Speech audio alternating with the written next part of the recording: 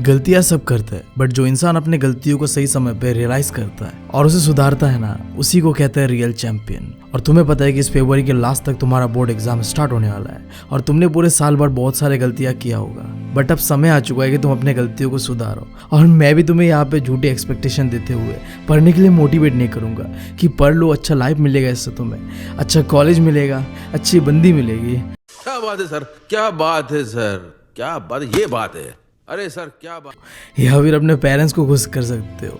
ये सब तो बात की बात है। ये वो समय है जब तुम्हें अपने आप को प्रूव करना है। अब तुम छोटे बच्चे नहीं रहे। तुम्हारा जिंदगी का जो पहला स्ट्रगल है ना, यही से शुरू होता है। और ऐसा मत समझना कि स्ट्रगल खत्म हो जाएगा। अब तुम्हारे जिंदगी में हर मोड़ पे एक स्ट्रगल आएगा और तुम किस बहादुरी के साथ इस स्ट्रगल को झेलते हो, सामना करते हो, ये डिसाइड करेगा कि तुम कितना आगे जाओगे। So welcome to the class 10।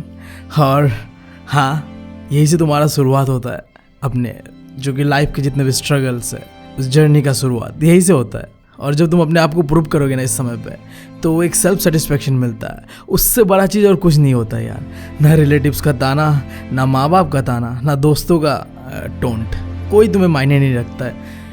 एक चीज़ मायने रखेगा, वो है सेल्फ सेटिस्फेक्शन। हो सकता है कि अब तक तुम्हें सोसाइटी ने टैग दे दिया है कि तुम जिंदगी में कुछ नहीं कर सकते, और तुम्हारे माँ बाप ने भी तुम पे उम्मीदें छोड़ दी है, और स्कूल वाले टीचर्स हमेशा ही तुम्हें याद दिलाते रहते हैं कि तुम अपने लाइफ में कुछ नहीं कर सकते, तुम एक बड़े लूजर हो। बट अब समय आ चुका है कि इन सबको तुम प्रूव करो कि तुम सब गलत हो और कोई सही है तो वो हूँ मैं। ये वो समय है जब तुम्हें मेहनत करना पड़ेगा जी तोड़ के। तुम्हें हार्ड वर्क और स्मार्ट वर्क दोनों ही करना पड़ेगा, और तुम्हें दिखाना पड़ेगा कि ये समाज, ये सोसाइटी, ये अंकल आंटी, ये पेरेंट्स, मेरे दोस्त, स्कूल के टीचर्स सब गलत है। अभी तुम्हें अपने आप को पहचानना पड़ेगा और अपने आप से लड़ना भी पड़ेगा। उस लेजीनेस से जो तुम्हें हमेशा ही पढ़ने के लिए रोकता है, वो फ़ोन जो तुम्हें हमेशा ही डिस्ट्रैक्ट करते रहता है, इन सारी चीज़ों से तुम्हें निकलना पड़ेगा। और इस चीज़ में मैं तुम्हें मदद करूँगा। तो करना। परेशान हो गए हम लोग 2.5 साल से, ये भी परेशान हो गए, हम भी परेशान हो गए, करो फिर। बोर्ड्स के टाइम हम 5 ऐसे बेकार की गलतियां करते हैं जिससे हमारा बोर्ड्स पूरी तरीके से बेकार जाता है और हम पूरी तरीके से डिस्ट्रैक्टेड और डिप्रेस तो रहते ही है। और रिजल्ट आने के बाद बाप का घुसंड अलग से। तो आओ समझो वो 5 क्या गलतियां हैं। तो पहला मिस्टेक, अगर तुमने अभी तक एक माइंडसेट नहीं बनाया, एक टारगेट नहीं फिक्स किया ना कि मुझे 10th से कितना मार्क्स चाहिए। देखो कितना मिलेगा वो अलग बात है, बट एक टारगेट तो सेट करो कि तुम्हें इतना मार्क्स चाहिए ही चाहिए, और उसके लिए मैं कुछ भी करूँगा। अब जैसे मेरा एग्जाम्पल ले लो, आज से 5 मंथ्स पहले मुझे एक लड़की ने रिजेक्ट कर दिया था क्योंकि मैं देखने में कुछ ऐसा था। सो ये कोई घमंड वाली बात नहीं है, बट पर्सनल ईगो वाला चीज़ था। तो अब तो मुझे देख सकते हो मैं कुछ ऐसा दिखता हूँ। लिटरली ये मेरे अंदर में एक टारगेट था, मैं बनना तो चाहता था कुछ ऐसा, बट ठीक है ऐसा नहीं बन पाया। जॉन इब्राहिम हर कोई नहीं बन सकता, बट एटलीस्ट इससे तो बेटर है ना, समझ रहे हो तुम जैसा भी है। तो एक माइंडसेट बनाओ तुम कि तुम्हें हर दिन वो काम करने के लिए मोटिवेट करे। हाँ, कहीं भी जाओ दिमाग में एक चीज़ फिक्स रहना चाहिए, 95+ चाहिए मुझे, ठीक है। घर में चिपका लो, किताबों में चिपका लो, अपने दोस्त के मुंह पे चिपका लो, अपने क्रश के पीठ पे चिपका लो, कहीं भी चिपका लो। बस लिखा होना चाहिए कि मैं 95 लाऊंगा बोर्ड्स में। ये जो चीज़ है ना, ये तुम्हारे दिमाग पे बैठ जाएगा और तुम इस चीज़ को करने के लिए हर रोज़ मेहनत करोगे, और यही मेहनत अल्टीमेटली वो चीज़ तुम्हें करके दिखाएगा। सो पहला चीज़ तुम्हें टारगेट सेट करना है कि तुम्हें कितना चाहिए, नहीं चाहिए। अब तुमने ये गलती सुधार लिया। दूसरा ये करते हो तुम गलती कि तुम्हारा कोई स्टडी प्लान होता नहीं है, जब मन करे तब पढ़ने बैठ गए। भाई साहब हम तो राजा है ना भाई, नहीं हो तुम राजा भाई। और अगर तुम सोच रहे हो ना ऐसा, तो भाई एग्ज़ाम हॉल में जो तुम्हारा गांड फटेगा ना, उसको तुम सोच के भी छोड़ो, मैं नहीं कर रहा उसकी बात। तो तुम्हें इससे बचने के लिए क्या करना है, टाइम मैनेजमेंट, ठीक है। एक टाइम टेबल बनाओ तुम कि तुम्हें कब पढ़ना है, कब कौन सा सब्जेक्ट पढ़ना है। मैं तुम्हें इसके बारे में इस वीडियो में नहीं बता रहा। अगर तुम्हें चाहिए अपना पर्सनल टाइम टेबल जिसे तुम फॉलो कर सकते हो मेरे गाइडेंस के हिसाब से, सो तुम बता सकते हो, मैं उसके ऊपर अलग से एक वीडियो बना दूंगा शायद। हाँ, शायद ही कहूँगा क्योंकि मैं इन चीज़ों में पक्का नहीं हूँ। करूँगा नहीं करूँगा, that's depend on you and your support, ठीक है।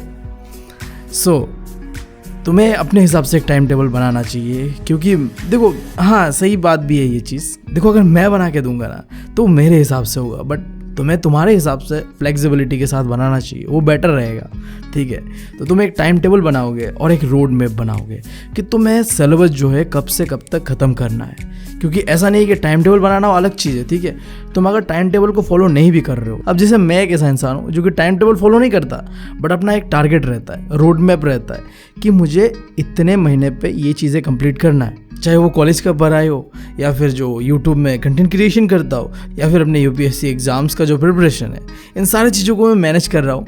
और सही में मैं एकदम टाइम टेबल को स्ट्रिक्टली फॉलो तो नहीं करता, बट हाँ एक रोड मैप है मेरे पास कि इस महीना में मुझे ये चीज़ें कंप्लीट करना है और दूसरे महीने पे मुझे ये चीज़ें कंप्लीट करना है। तो इस तरीके से एक रोड मैप बनाओ कि 4 महीने है तुम्हारे पास, तुम कैसे इन 4 महीने पे कौन सा सब्जेक्ट पहले कंप्लीट करोगे और कौन सा सब्जेक्ट बाद में कंप्लीट करोगे। और याद रखना 1 महीना एटलीस्ट तो रिवीजन के लिए रख ही दो, उसके बाद एस्टिमेटली तुम्हारे पास 3 महीना है आई गेस, अगर तुम रिविजन और सैम्पल पेपर को छोड़ देते हो। सो ये चीज़ें कर लो तुम। उसके बाद तीसरा जो गलती तुम करते हो, और तुम्हें ये नहीं करना चाहिए बिल्कुल, ठीक है, NCERT को इग्नोर करते हो तुम और PYQs को इग्नोर करते हो और पढ़े रहते हो कोई सैम्पल पेपर जो कि वो सवाल अरिहंत किसी का भी ऊपर। और मुझे भी कमेंट में अगले साल बहुत लोगों ने पूछा कौन सा सैम्पल पेपर लो, कौन सा क्वेश्चन बैंक लो। भाई साहब पहले NCERT को रीड आउट तो करो भाई, वो भगवत गीता है, बाइबल है, कुरान है, समझ रहे हो मेरी बात, उसे कंप्लीट करो पहले, PYQs करो। इतना होने के बाद ये तुम्हें ये दो चीज़ है ना, ये तुम्हें 70 तो ऐसे ही दिलाएगा। अगर हो जाए उसके बाद जो आखिरी का 1 महीना होगा वहाँ में तुम रिवीजन करते हुए तुम कोई भी जो सैम्पल पेपर या क्वेश्चन बैंक है उन्हें करो।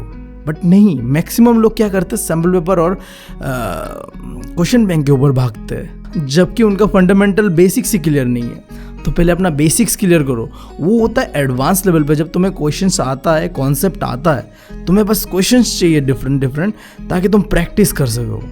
बात समझ रहे हो? प्रैक्टिस से पहले अपना कॉन्सेप्ट क्लियर करो, और कॉन्सेप्ट 2 ही चीज़ से क्लियर होगा, NCERT और PYQs। NCERT को रीड आउट करो थ्रोली, समय लगता है, अगर समय नहीं है ना भाई तो यूट्यूब में कई सारे वीडियोस है जहाँ NCERT को लाइन बाय लाइन एक्सप्लेनेशन दिया हुआ है, उन्हें देखो और उनसे समझो। मैं लिटरली कह रहा हूँ, अगर तुम कोई भी चैप्टर SST का हो, साइंस का हो, लेके बैठोगे तो 2 दिन में आई थिंक जो यूट्यूब से देख के पढ़ोगे ना, तो 2 दिन चाहिए NCERT को रीड आउट करने के लिए। तो ये तुम्हारे ऊपर है कि तुम इग्नोर करते हो इसे या जो मैं कह रहा हूँ उसे फॉलो करते हो। मैं तुम्हें डायरेक्टली कुछ नहीं कहूँगा कि तुम अब मैच्योर हो चुके हो। सो मेरा तुम्हें एडवाइस रहेगा, कोई फोर्स नहीं करने वाला मैं। हाँ, अब जो 4th चीज़ है, तुम्हें कंसिस्टेंसी मेंटेन करना पड़ेगा। ये जो मैंने 3 चीज़ें बताया ना तुम्हें, तुमने एक टाइम टेबल सेट किया, एक गोल सेट किया और अपने NCERT और PYQs को करना शुरू किया।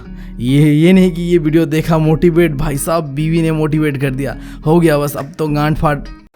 कैसी अपमानजनक बातें कर रहा है लड़का, ये अश्लील है ये लोना। पढ़ाई और 2 महीने बाद या 1 महीने बाद या फिर 10 दिन बाद, ठीक है बीवी का वीडियो तो चला गया, अब क्या है, अब दूसरा मोटिवेशन वीडियो के पीछे भागेंगे। हाँ मैं भी करता हूँ ऐसा बात नहीं है, बट नहीं करना तुम्हें, ठीक है, क्योंकि तुमने अपने आप से वादा किया है, अपने वादे पे खरे उतरो, क्योंकि ये साबित करने का समय है कि तुम कौन हो और तुम क्या कर सकते हो। और बिलीव में, अगर तुमने ये रियलाइज़ कर लिया ना कि तुम कौन हो और तुम क्या कर सकते हो, तुम्हें किसी का ज़रूरत नहीं है। लिटरली मैं बता रहा हूँ, तुम जितने भी महान हस्तियाँ हैं हिस्ट्री में, उन्हें देख लो, समझ लो। वो इसलिए महान है क्योंकि वो अपने आप को समझते हैं, उन्हें पता है कि वो क्या कर सकते हैं, चाहे दुनिया कुछ भी कहे।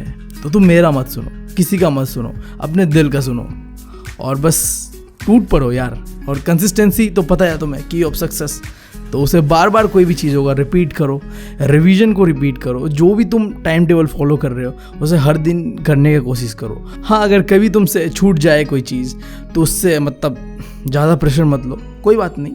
चीज़ें हम जैसा चाहते हैं हमेशा वैसा नहीं होता है, वो तुम्हें भी पता है। बट तुम्हें हार नहीं मानना है, तुम्हें बस आगे बढ़ते रहना है। और इस चीज़ के लिए तुम अटैक ऑन टाइटन्स देख सकते हो। हाँ सही में, पूरा स्टोरी को समझने के बाद मुझे बस यही समझ आया कि तुम्हें ज़िंदगी में ना आगे बढ़ते रहना चाहिए। सही में कुछ भी हो जाए। तुम लोगों में से कितनों ने अटैक ऑन टाइटन्स देखा है बता सकते हो मुझे, बट हाँ अभी मत देखना। अगर तुमने नहीं देखा है तो रहने दो, मैं यह बता रहा हूँ उस मूवी का मतलब, सॉरी मूवी नहीं, वेब सीरीज़ टाइप का ही है, जो भी था उसका मतलब एक यही समझ आया मुझे कि यार कुछ भी हो आगे बढ़ते रहना चाहिए, दैट्स इट। प्रॉब्लम्स तुम्हारे लाइफ में आएगा और वो चले भी जाएगा, बस तुम्हें कंसिस्टेंसी को मेंटेन करके रखना है, दैट्स इट। और आखिरी चीज़, डिस्ट्रैक्शन फ्रॉम फोन्स, ये तो बहुत ही बुरी चीज़ है भाई, और इसका एडिक्शन तो मुझे भी है, मैं क्या बोलूँ इसके बारे में।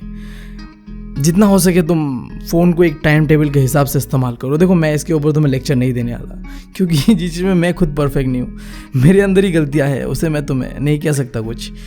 कोशिश मैं भी यही करता हूँ और तुम भी यही करो कि एक टाइम टेबल फिक्स करो कि हाँ मुझे इतने समय पे इस्तेमाल करना है। और अगर देखो, अगर तुम कोई चीज़ को लेकर डेडिकेटेड हो, सीरियस हो, जैसे कि देखो मैं बता रहा हूँ, इन 5 महीना जो मैंने जिम किया ना, मैं बहुत ही सीरियस था। कुछ भी हो जाए, बारिश आए, आंधी आए, तूफान आए, मैं जिम जाता था।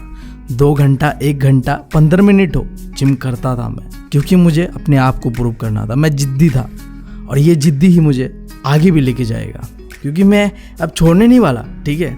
बस 5 महीना हुआ है, मैं 1-2 साल और करूँगा, पता नहीं कब तक करूँगा, बट बस मैं करता रहूँगा क्योंकि मुझे ये अच्छा लगता है, दैट्स इट। और मैं भी तुम्हें यही कहना चाहता हूँ कि अगर तुम्हें 10th में अच्छे नंबर चाहिए ना, तुम अपने आप को प्रूव करना चाहते हो ना, तो करो ना यार, किसने रोका है तुम्हें।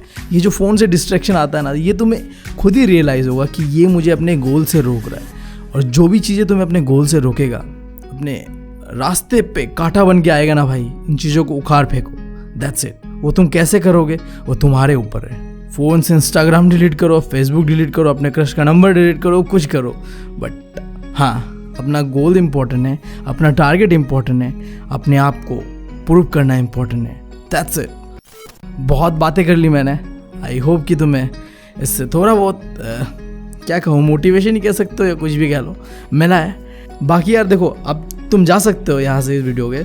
मैं बस एक छोटा चीज़ कहना चाहता हूँ कि मैंने 1 महीने से वीडियो क्यों नहीं डाला है। सही में बता रहा हूँ, मैं एक बहुत बड़ी परेशानी में था। फाइनेंशियल प्रॉब्लम के कारण मैंने अपना रूम शिफ्ट किया। पापा का कुछ प्रॉब्लम था तो हमने रूम शिफ्ट कर दिया, बट शिफ्ट करने के बाद हमारे साथ जो टॉर्चर हुआ ना भाई, क्या बताओ। मतलब पैसा बचाने निकला था और पैसा और समय दोनों बर्बाद। तो कोई बात नहीं, 1 महीने बाद फाइनली मुझे अच्छा खासा एक रूम मिल चुका है, जो अपने बजट में भी था और एनवायरनमेंट भी सही था। तो अभी से रेगुलर वीडियोस आएगा। और बीच में मेरा एग्ज़ाम भी था, बट यही होता है, पूरा मैं डीमोटिवेट हो चुका था कि अब हो ही नहीं सकता कुछ।